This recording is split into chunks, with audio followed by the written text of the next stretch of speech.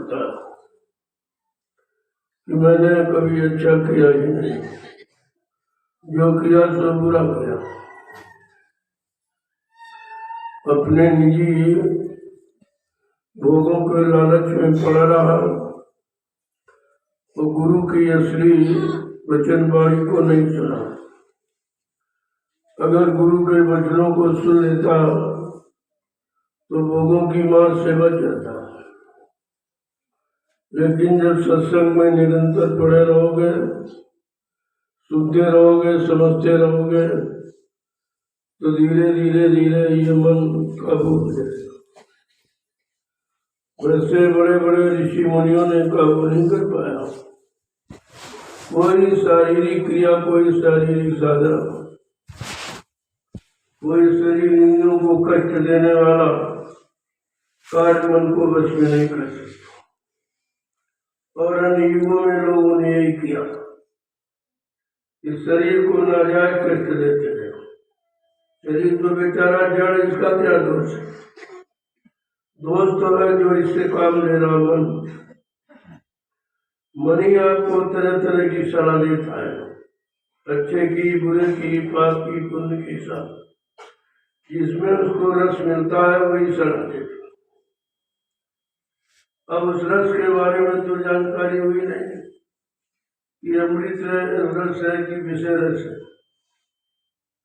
ये विषयों के रस में दोबारा और उसी में फंस करके अपने सारी शक्ति का हैरान कर दिया। लेकिन हमें करना क्या था कि इसको विषय रस से अलग कर दे। जो संत महापुरुषों ने अमृत रस पान करने के लिए कहा है और इशारा किया, वो और वो कभी किया नहीं था, तो बेचारा करता तो कैसे करता? जो काम कभी न किया हो, न देखा हो, न सुना हो, तो उस काम को कैसे करें? इसलिए संतों को शुरुआत करनी पड़ी कि मन को कहाँ से कैसे सुधारा जाए। तो धीरे धीरे उन वचनों को सुनाओ जिसे उधर से ये अपना छुटकारा करे और इधर संतों को वचन को पकड़े तो उसका कल्याण हो जाए। तो जब वचनों को सुनाना शुरू किया तो लोगों को बड़ा आश्चर्य हुआ, जीवों को बहुत ताज्जुब हुआ। ये तो कहीं लिखे भी नहीं है, किसी ने बताया नहीं, किसी ने कहा नहीं। बड़े बड़े ऋषि मुनि आए, योगी आए, महर्षि आए, लेकिन मतलब ये था तो किसी ने नहीं किया। जब किसी को मालूम नहीं है तो करेगा। जिसने कभी पढ़ा नहीं, जाना नहीं, तो आपको जो है पढ़ाएगा क्या? इसलिए संतों के वचनों को लोगों ने स्वीकार नहीं किया। ये समझकर ये वचन अच्छे नहीं, ये वचन हमको भी नहीं करते, क्योंकि उनके वचनों में रुका भी कारक है और मन को रंजन मनोरंजन चाहिए। तो जब इसी में पुछता रहेगा तो फिर ये निकलेगा। इसमें तो पहले से आप और वही अभी ढूंढ रहे हो कि यहाँ मिलने या यहाँ के लिए संतोष है, यहाँ मन के मुताबिक कुछ है। यहाँ जो भी होगा वो गुरु के मुताबिक और वो जीवात्मा के कल्याण के लिए, मन के लिए, सुधार के लिए, मन के बचाव के लिए नहीं, सुधार के लिए। तो जब सत्संग उन्होंने चालू किया, यानी प्रारंभ किया, जब कलयुग में आए, अभी उनको आए लगभग 750 वर्ष। पहले तो नहीं आए थे। जब नहीं आए थे तो जानकारी भी नहीं थी। अब ये धीरे धीरे संत मत की जानकारी लोगों को हो रही। संत मत माने सच्चा मत, सच्चा विचार, सच्चा रास्ता, सच्ची युक्ति, उसे संत मत है। अब जब धीरे धीरे इन बच्चों को सुन रहा है और मन पर कुछ थोड़ा बहुत शिक्षा पड़ रहा, लागू कर रहा है, तो समझ आने कि नहीं, वास्तव में हमें जो करना चाहिए हम उससे बहुत दूर है। लेकिन हम मजबूर हैं। मन इतना फंस गया है कि आप मजबूर हो गए। लेकिन जब किसी काम को निरंतर करोगे, ऐसा तो नहीं है उस काम में आपको सफलता न मिले। जब निरंतर उसी में लगे रहोगे तो धीरे धीरे धीरे धीरे ये मन काबू होने लगे। जैसे मन पर आपने कंट्रोल नियंत्रण किया तो फट से आप खुला मिल गया। आज संत मत यही सिखाता। अन्य मतों में मन को छूट थी, जो चाहे सोच लो, जो चाहे कर लो, जो चाहे देख लो, वही ठीक है, वही अच्छा है, वही सच्चा है। ये मान्यता हमने आपने दे रखी, इसके कारण मन बेचारा फंस गया और कभी निकलने का प्रयास किसी ने नहीं बताया। कभी कहा कि अगर संत महापुरुष न आए होते तो ये मन को, जीवात्मा को कभी काल माया के देश से निकलने की फुर्सत ही नहीं मिली, क्योंकि जो भी आया उसी में फंस गया, जो आया उसी में फंस गया, उसी को अच्छा सच्चा मानकर उसी में टिक गया। लेकिन जब संत आए तो देखा कि ये तो निरंतर फंसता ही चला जा रहा, ये निकलेगा कहाँ?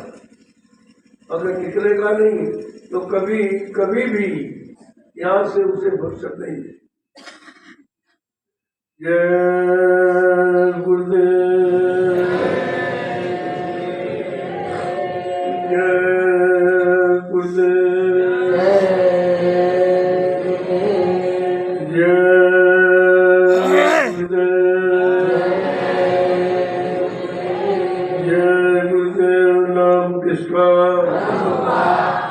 जय गुरुदेव नाम किसका, प्रभु का प्यारा नाम। समृद्धता दयालु पूज्य स्वामी जी महाराज आज के इस पावन पवित्र 88,000 ऋषियों की तपोभूमि पर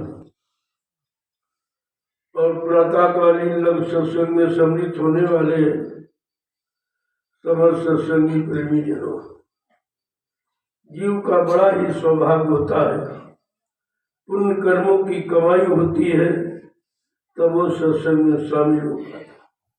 सब नहीं आते, न सबकी समझ में आता है।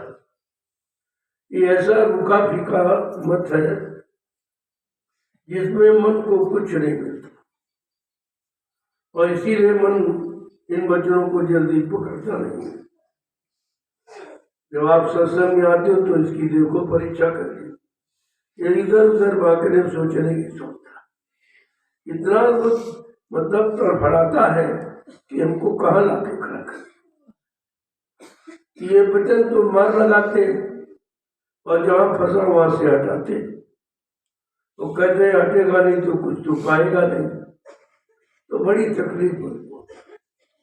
लेकिन अगर मन की तकलीफ देखी जाएगी तो ये कभी निकल नहीं पाएगा। इसलिए एक एक वचन से शुरुआत करो, जो वचन सबसे छोटा और सरल आपको मालूम है उससे मतलब यानी मानने की शुरुआत करो। मन को उससे बनाओ, कम से कम भाई ये तो मान ले तो बहुत छोटा है। धीरे धीरे धीरे धीरे जब मानने की इसके अंदर प्रवृत्ति बनेगी तो बड़ी भी मान लेगा। अगर छोटी मान्यता देने लगा, छोटे वचनों को मानने लगा और मानकर स्वीकार करने लगा तो एक न एक दिन बड़े वचनों को भी मान लेगा। लेकिन आप शुरुआत तो करो, तुम केवल सुनने के चक्कर में रहते तभी भूल जाते हो। इन दो कानों का सुना टिकता नहीं है, उसमें कुछ बोल भी जाते हो। लेकिन जब वचनों को मन को पकड़ाओगे तो मन तो कोई नहीं भूलता। देखो, चाहे अच्छा करे चाहे बुरा करे, चाहे तुम्हारे साथ कोई अच्छा व्यवहार करे बुरा व्यवहार करे, आप कभी नहीं भूलते। अच्छा तो बोल जाएगा, लेकिन मन के द्वारा जो पकड़ा हुआ वो नहीं भूलता। कई कई वर्षों के बाद कभी आप कहते हुए तुमने फला तारीख को फला सन में और मतलब हमको ये कहा था, आज भी पकड़े बैठे। लेकिन सत्संग बच्चों को क्यों नहीं पकड़ते? जो आप सुना है उससे ही बोल जाओगे भैया। लेकिन किसी ने कुछ बुरा भला कह दिया और कई वर्षों हो गए लेकिन अभी नहीं भूले हम। इसका मतलब क्या है कि हमारा मन बुराई को पकड़ने का आदी है, अभ्यासी। जैसे बुराई पकड़ने का अभ्यासी, ऐसे हम अब बुराई को छोड़कर अच्छाई पकड़ने का इसको अभ्यासी बनाए। हमारा ये कर्तव्य है। मानव का सच्चा कर्म कर्तव्य यही है कि बुराइयों को छोड़े और अच्छाइयों को पकड़े। तो महापुरुषों ने किस तरीके से इस शैतान मन को कैसे पकड़ा और कैसे ठीक किया। और बड़े बड़े को योगी, सब योगी आत्मज्ञानी बना दिया। अन्य लोगों ने तो संसार का ज्ञानी, संसार का यानी धनी मानी तो बनाया, लेकिन मन को अध्यात्म ज्ञानी नहीं बनाया, उससे दूर रखा। इसीलिए अच्छे युग में भी लोग अच्छा काम नहीं कर पाए। ये तो चलो बुरा युग है, खराब युग है, लेकिन कराने वाला अच्छा है तो वो बुरे को भी अच्छे में परिवर्तित कर देगा। यही तो उनकी खासियत है। महिमा तो इसी बात की है कि ऐसे खराब समय में आए, खराब युग में आए, और जिन उस शैतान खराब मन को किसी ने ठीक करने की कोशिश नहीं किया, आज उन्होंने खराब मन को पकड़ा और धीरे धीरे उसको माने रहे, साफ कर। कैसे? सत्संग वचनों को सुना के, परमार्थी सेवा में लगा के और सुमिरन ध्यान भजन सिखा के। ये तीन रास्ते अलग कभी नहीं थे, ये किसी युग में नहीं है। ये रास्ते मन को सुधारने। अगर मन चंगा तो कठौती गंगा कामत है कि मन अगर आपका ठीक हो जाए, शुद्ध हो जाए, तो फिर कहीं किसी बात की कमी है ही नहीं। कमी है तो आपको मिलती या दिखाई देती वो अपने मन की ही कमी। लेकिन हम अपने मन की कमी को कभी देखते और देखते हैं तो टाल देते, सुधारने का प्रयास नहीं करते। यही कमी है। इसी कमी को हमें सत्संग के द्वारा धीरे धीरे धीरे धीरे साफ करना है। तब तो सत्संग का मतलब आप देख सकते। उन्होंने मन और सूरत दोनों के बारे, एक ही को नहीं संतोष, मन को भी और सूरत दोनों को उन्होंने लिया और दोनों के सुधार करते, क्योंकि यहाँ खेल दोनों का है। मन जो फंसा उसको निकालना है और सूरत को घर पहुंचाना है, ये दोनों काम करने। अब वो समझा के कह क्या है, अब बही सूरत मजेदारा, सूरत मजेदारा, अब बही सूरत मजेदारा, अब बही सूरत मजेदारा, गुरु बिन कौन लगावे पारा,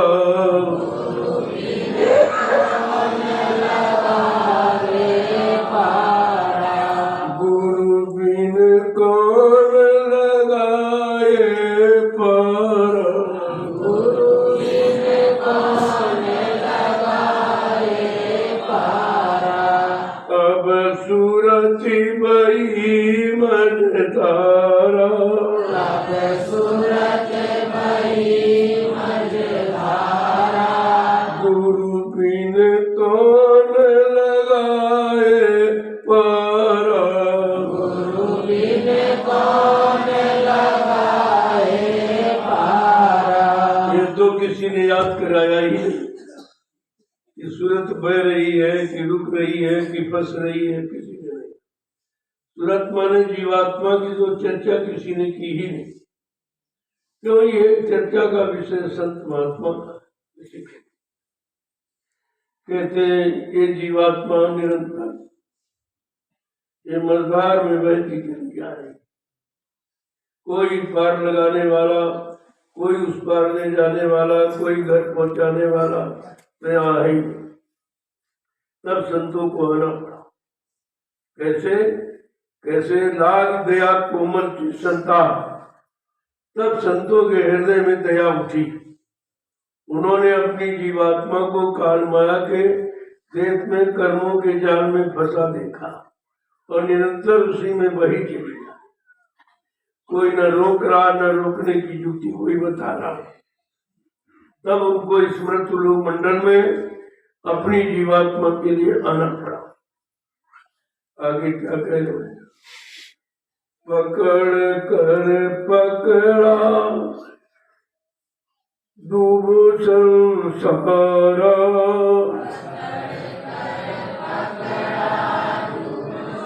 सारा पकड़ कर पकड़ा इस संसारा, पकड़ कर पकड़ा इस संसारा, नाम बिन कौन करे निस्तारा, नाम बिन कौन करे निस्तारा, नाम बिन कौन करे निस्तारा, नाम बिन कौन करे निस्तारा, अब सूरत वही मझधारा, अब सूरत बही मझधारा, गुरु बिन कौन लगाए पारा, गुरु बिन कौन लगाए पारा, उन्होंने जकड़ के पकड़ा, ढिलाई में नहीं, जकड़ कर यानी मजबूती के साथ हाथ पकड़ा। अपनी जीवात्मा को काल माया के देश में कर्मों के जाल से निकालने के लिए उन्होंने जकड़ कर हाथ पकड़ा। इसलिए कि नाम बिन कौन करे निर्वाह, और ये जिसके पास नाम डोर शब्द डोर है, नाम की जिसके पास कमाई है, नाम की पकड़ है, उस पकड़ से जीवात्मा लेते और किसी अकड़ पकड़ से नहीं, कि शब्दों की, धन की, दौलत की, माया की, से कहते नाम की पकड़ उनके पास, नाम डोर शब्द डोर उनके पास है। उसी नाम डोर शब्द डोर में जीवात्मा को बांध कर कस के पकड़ कर घर पहुंचाते हैं। वो किसी बीच के मंडल में छोड़ते भी नहीं, दिखाएंगे, अनुभव कराएंगे, लेकिन छोड़ेंगे, क्योंकि जीवात्मा तो किसी रूप में फंस सकती। जब यहाँ कर्मों के जाल की गंदगी में फंस गई काल माया के देश में, तो इससे ऊपर जितने लोग सब अच्छे, वहाँ इस तरह की गंदगी कर्मों के है ही नहीं, कोई पाप और पुण्य है ही नहीं, इस तरह का कोई मतलब यानी रचना ही नहीं। तो वहाँ तो किसी मंडल मुकाम में देख के सुंदरता को फंस सकती। इसलिए कहते हैं कि उन्होंने जकड़ कर मजबूती के साथ अपनी नाम डोर शब्द डोर में जीवात्मा को बांध कर कहा कि मैं घर पहुंचा कर ही मानूंगा, मैं बीच में छोड़ने वाला नहीं हूँ, क्योंकि मैं लेने और लेकर पहुंचाने के लिए आया। आगे क्या कह रहे हैं?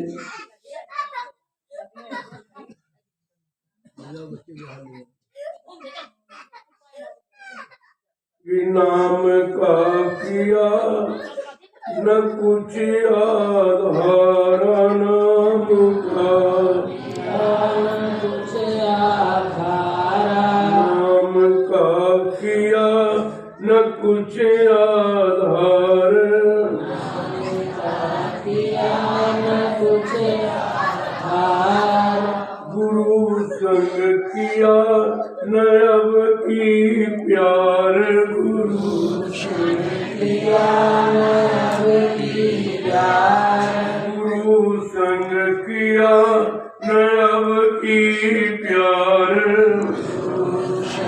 किया न अब की प्यार, अब वही सूरत मझधार, अब बड़ी सूरत मझधार, गुरु बिन कौन लगावे पार, गुरु बिन कौन लगावे पार, क्योंकि नाम किसी ने जगाया नहीं। ये जगाना ही उसका निजी आधार है, निजी बल की ताकत है।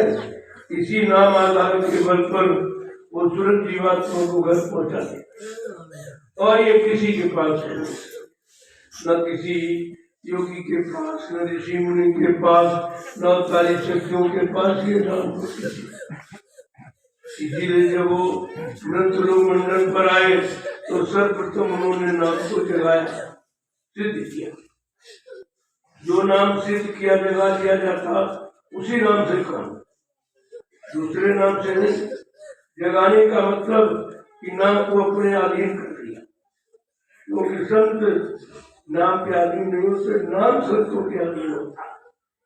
ये बात किसी युग में नहीं है, और किसी जो भी शक्तियां आती जाती रही, उनके अधिकार में नाम नहीं रहा। अगर नाम उनके अधिकार में होता तो वो जीवात्मा को पार कर देते। एक एक शब्द पर विचार करो कि आए हैं तो क्या लेके आए, काम करने आए तो कौन सा काम करेंगे, युक्ति से काम करेंगे, कौन सी युक्ति से काम करेंगे, और भक्ति सिखाएंगे तो किसकी भक्ति सिखाएंगे। यह सब बिल्कुल नया पाठ है। अब आपको नया पाठ पढ़ना है, इसलिए कुछ दिक्कत भी होती हो, क्योंकि एक अनोखा कोई काम आपके सामने रख दिया जाए तो पहले बड़ी परेशानी दिखाई कि कैसे करेंगे। कितना भी सरल हो, लेकिन जिसको कभी न किया हो तो सरल वाला भी कठिन दिखाई देगा। तो समझा कि क्या कह रहे हैं कि नाम का किया न कुछ आधार। नाम का तो किसी ने आधार न बनाया नहीं, क्योंकि नाम किसी के अधीन था नहीं, वो लोग नाम के अधीन थे। इसीलिए राम आए तो ऋषि मुनियों के द्वारा जगाए नाम के अधीन रहे, राम नाम के अधीन। कृष्ण आए तो वो उन्होंने भी जो कृष्ण नाम जगाया गया उसी के अधीन रहे और उसी के अधीन से काम किया। इसीलिए वही नाम का यहाँ प्रचार है, उनका नाम ये नहीं है। ये नाम तो जगाया गया वो नाम है, लेकिन जो जगाए नाम का प्रचार करता है उसको उसी नाम से लोग पुकारने लगते। पहले ये बात समझिए, ये उनका नाम नहीं था, न राम का राम नाम था, न कृष्ण का कृष्ण नाम। ये तो जगाया हुआ नाम, जो ऋषि मुनियों ने जगाया था, उस नाम से उन्होंने काम किया और इसलिए उनको उसी नाम से पुकारा जाएगा। देखो कितनी बड़ी बात।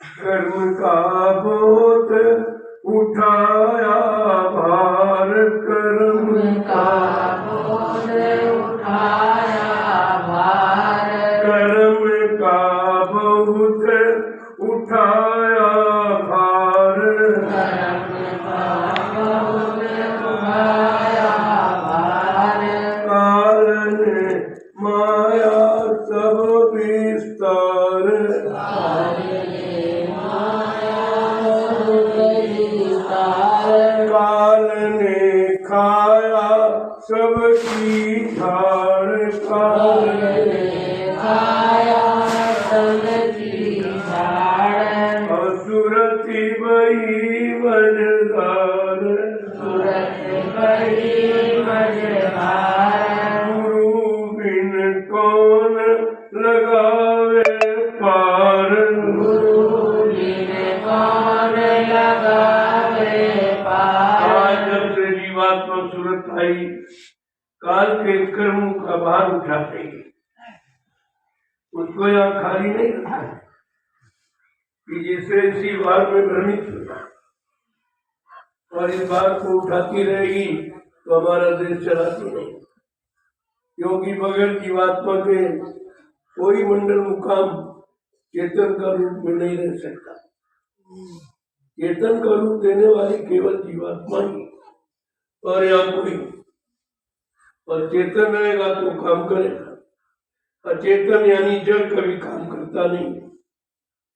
कहते कर्मों का बहुत उठाया भार, जब से आई है काल माया के देश में उसके कर्मों के बनाए जाल का भारी उठा ली, यानी उसी में फंसी पड़ी, कभी निकलने का अवसर मौका कर नहीं देता। कि अगर मौका दे देंगे तो निकल जाएगी। तो हमेशा जो कर्मों के जाल में फंसाने का ही, ये ले लो, राज लो, पाट लो, धन लो, दौलत लो, मतलब यानी ये सब सामान बांट देती। क्योंकि जब मन निकल नहीं पाएगा और मन को बगैर लिए जा नहीं सकती, उसका वादा, इसी वादे में चली बस। स्वतः तो काल के कोई सामान का प्रयोग करती नहीं, बिल्कुल पाक साफ निर्मल पवित्र है। काल देखिए मन के साथ रहते हुए भी मन की गंदगी को कभी स्वीकार नहीं कर, साथी भी बनाया लेकिन उसके कर्मों को नहीं करती, उसको कर्मों के जाल में रहकर भी उस पर किसी भी कर्म की गंदगी का भान नहीं होता। कैसी अनोखी है सूरज की रात। यहाँ आप जिसमें रह जाओ उसी में बन जाओ, उसी में मिल जाओगे, वही करने लगोगे, अच्छे बुरे की पहचान खत्म हो जाएगी। लेकिन जीवात्मा यानी मन का साथ भी नहीं छोड़ सकती और उसकी गंदगी वाले कर्म भी नहीं कर सकती। काल माया का कोई सामान प्रयोग भी नहीं कर सकती और ना उसका भूल देती, क्योंकि उसका वो आधार नहीं, उसका आधार सत्य है। ये मतलब ये कर्मों, ये भोगों का आधार उसका नहीं है, और साथी बनाया तो भोगों का आधार नहीं बनाया। अब बताइए ऐसे के साथी के साथ निभना रहना बहुत मुश्किल है, लेकिन छोड़ भी नहीं सकती क्योंकि वादा किया तुमको साथ लेकर चलो। अब धीरे धीरे उसको अपने माहौल में बदलेगी, बल्कि उसके माहौल में तुरंत नहीं बदलेगी। सिखा के सत्संग वचनों को सुना के, मैंने सतगुरु से ऐसा सुना है, सतगुरु के सत्संग में गई, उन्होंने ये बताया है। अब तुम जब कहीं नहीं मतलब यानी कर पा रहे हो, फंसे नहीं निकल पा रहे हो, कम से कम ये तो मानो कि हम फंसे। जब उसने निरंतर जीवात्मा की समझौती को सुनता रहा तो अब धीरे धीरे स्वीकार करेगा। लेकिन कहा कि मैं कैसे चलूं, मुझसे चलो न जाए, मैं शक्तिहीन हूँ, बलहीन हूँ, लेकिन मैं कैसे चलूं। अब मेरी इच्छा तो अब हो रही कि बातों में फंस गया, अब तुम्हारी बात समझ में आने लगी, लेकिन हमारे में शक्ति नहीं है कि हम चले तो कैसे। जो शक्ति थी वो सब गमा दी। तुमने तो ठीक बताया कि मैं 3 लोक का स्वामी था, 3 लोक का मालिक था, ब्रह्मा विष्णु महादेव हमारे सारे पर काम करते थे, ऋषि मुनि जति योगी ये सब मेरे संकेत में चलते थे। लेकिन आज मैं इस भूल भलैया में पड़कर अपनी शक्ति को खो चुका हूँ, इस भोगों में सारी शक्ति को नष्ट कर चुका हूँ। अब मेरे में इतना बल नहीं है कि मैं स्वतः खड़ा होकर और तुम्हारी तरफ चलूं। स्वीकार कर, कम से कम जीव को स्वीकार करना है। जब स्वीकार कर लोगे, मान लोगे, तो धीरे धीरे जरूर करोगे। अभी तो मन तुम्हारा स्वीकार ही नहीं करती कि हम जो कर रहे हैं अच्छा है बुरा, ये फंसने वाला है कि निकलने वाला है, अपने घर चले कि यहीं पड़े रहे। अभी तो इसी बात पर मंथन कर रहा है। लेकिन धीरे धीरे निरंतर जब जीवात्मा पीछे पड़ी है, रोज सत्संग वचनों को सुनाती है, सदगुरु की याद कराती है, तब धीरे धीरे